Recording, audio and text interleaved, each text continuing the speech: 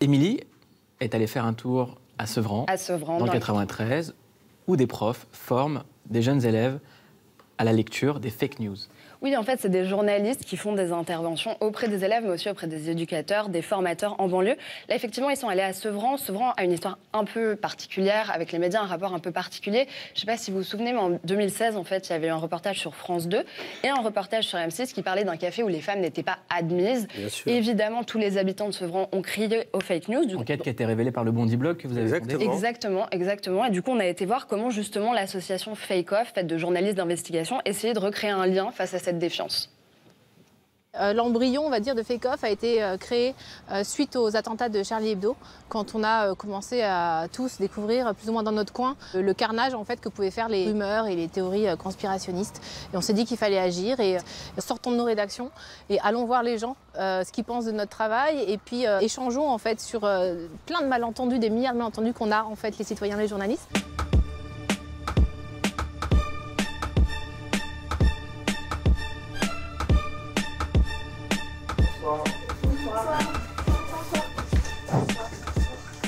Est-ce que vous vous posez des questions sur ce que vous partagez ou ce que vous lisez, ce que vous visionnez sur Internet? Est-ce que vous voyez la notion de fake news?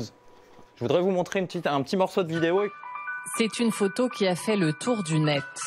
Écoutez, cette photo, c'est lors d'un film qui s'appelle Les Lascars.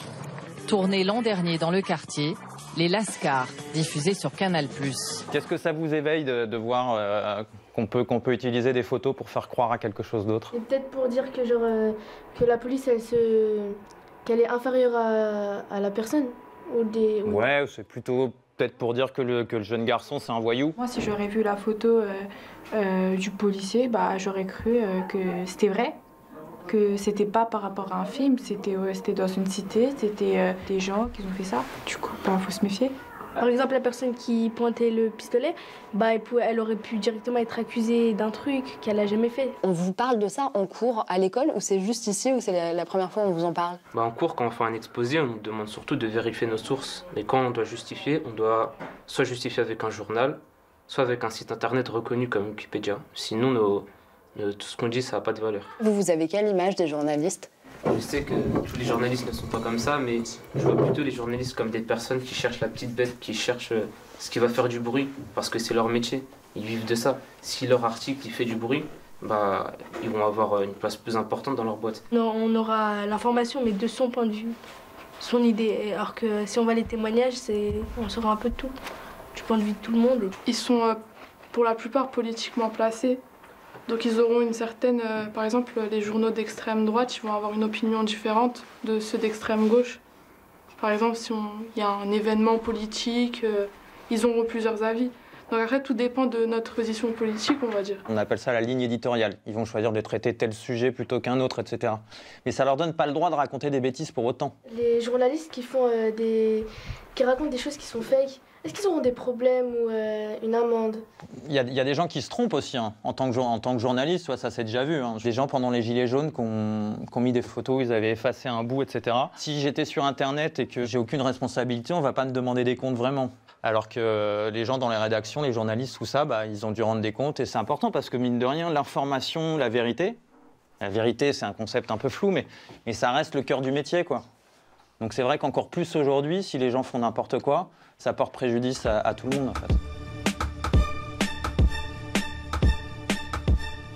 Il y a une défiance quand même assez commune aujourd'hui envers les médias, envers les journalistes. On a du mal à faire le tri. Nous, c'est un peu pour ça qu'on est là, pour les aider à se poser des questions et à faire le tri. C'est pas évident pour eux de se positionner, donc je peux comprendre qu'ils aient des doutes. Demain, une interview face caméra, on sera même plus forcément sûr qu'elle est vraie, parce que ça commence à se faire en image de synthèse. Donc il faut questionner tout ça, ouais. Là, ce dont il parle, en fait, c'est le niveau au-dessus des fake news. Ça s'appelle le deepfake. C'est nouveau. En fait, maintenant, on peut faire dire à peu près n'importe quoi à n'importe qui. Le meilleur moyen pour comprendre, c'est effectivement de regarder un exemple. On va voir le réalisateur américain Jordan Peele qui va faire dire à Barack Obama que Donald Trump est un gros con. C'était en avril dernier et vous allez voir, c'est assez crédible. President Trump is a total and complete dipshit.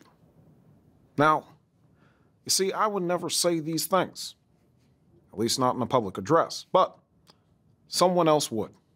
Someone like Jordan Peele. This is a dangerous time. Moving forward, we need to be more vigilant with what we trust from the internet. Bon, Luc Julia va nous dire que c'est une technologie pourrie, que ça se voit. Comment est-ce que vous, qui avez un pied dans la Silicon Valley, qui vous êtes au cœur tous les jours des gens qui inventent la technologie, vous arrivez à imaginer des solutions pour que ces jeunes, à Sevran dans le 93, arrivent à déceler le vrai du faux? Est-ce que c'est possible?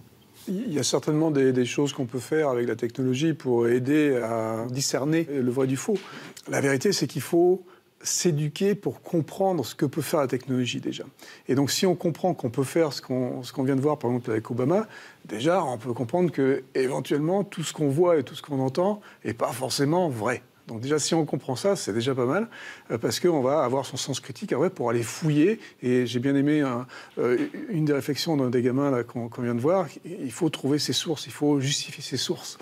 Et donc là, si on a cette curiosité, on va avoir potentiellement la possibilité de soi-même faire le tri. Ariane ?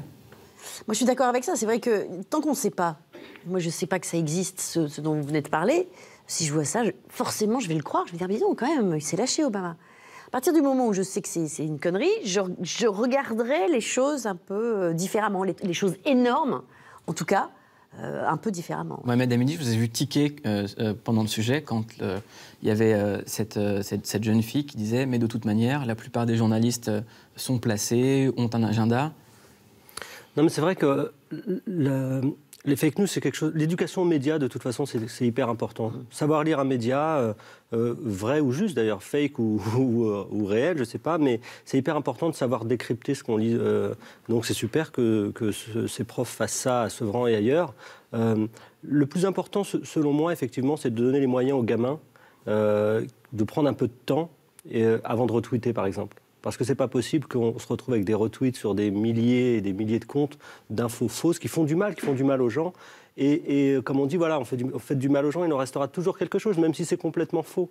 Et ça détruit des gens, ça fait flipper des gens.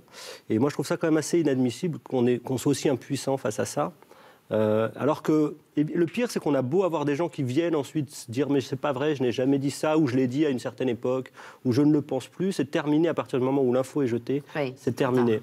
Est-ce que vos enfants, parce que vous êtes père de famille, est-ce que vos enfants ont accès aux réseaux sociaux, ont accès aux écrans, ont accès à tout ça? Non, vous qui êtes dans la Silicon Valley. Non et non. Pas d'écran, pas de télé, pas de Twitter, pas de Facebook. Pas de feu, c'est avec la pierre, comme ça, on frotte. Oui, on frotte. Parce que c'est dingue, vous avez une maison avec énormément d'objets connectés et vos enfants n'ont pas le droit de toucher aux écrans. Non, les écrans, non, parce que les écrans font pas partie ils n'ont pas besoin. Par contre, ils ont plein de bouquins et ils touchent. La sensation tactile est importante. C'est découvrir un tableau d'un peintre, c'est bien, c'est sympa. Mais si par exemple, moi je le dis, on va me prendre pour un réac, vous qui êtes le papa de Siri, qui a travaillé avec Steve Jobs, qui est au contact de tous les gens qui imaginent le futur, vous dites éloignez vos enfants. Oui, c'est une décision qu'on a prise, évidemment, nous, mais en fait, on n'est pas les seuls dans la Silicon Valley. Quand vous regardez beaucoup des grands patrons de la Silicon Valley ou des gens qui font de la technologie, il y en a beaucoup, effectivement. Il y a des écoles spécialisées, en fait, dans lesquelles il n'y a pas d'ordinateur, il n'y a pas de tablette. Faites ce que je dis, mais faites pas ce que je fais. Oui, c'est ça. C'est ça, incroyable. Parce que, je vous vends des super ordinateurs et des super trucs, mais moi... mais parce qu'on se rend compte des potentiels dangers. Alors, il y a des extrêmes, il y a des choses, il faut mitiger un peu. Mais je veux dire, prendre un écran la nuit, enfin le soir, et s'endormir en face d'un écran, c'est pas une bonne idée. Pourquoi? Parce que moi je le fais, faites-moi peur. C'est pas une bonne idée parce que ça va perturber votre sommeil en fait. Vous n'allez pas avoir un aussi bon sommeil très mal. Que si. Essayez. Vous faites nuit? Non, pareil, moi je fais la même chose, c'est pareil, je ne peux pas dormir. Non, je fais pas mes nuits, je fais toujours pas mes nuits. Voilà. Mon âge. Essayez sans écran le soir, vous verrez, prenez un bouquin. Écoutez la radio ou écoutez la radio, c'est super. Ce que tu fais toi? Ouais, moi je fais beaucoup ça. Ça me permet de pouvoir partir sans avoir quelque chose qui me perturbe visuellement et de rattraper un certain nombre de choses que j'ai pas pu écouter pendant la journée. En tout cas, si vous aimez les podcasts, tous les entretiens du Gros Journal sont disponibles en podcast. Il y a plein de choses à écouter.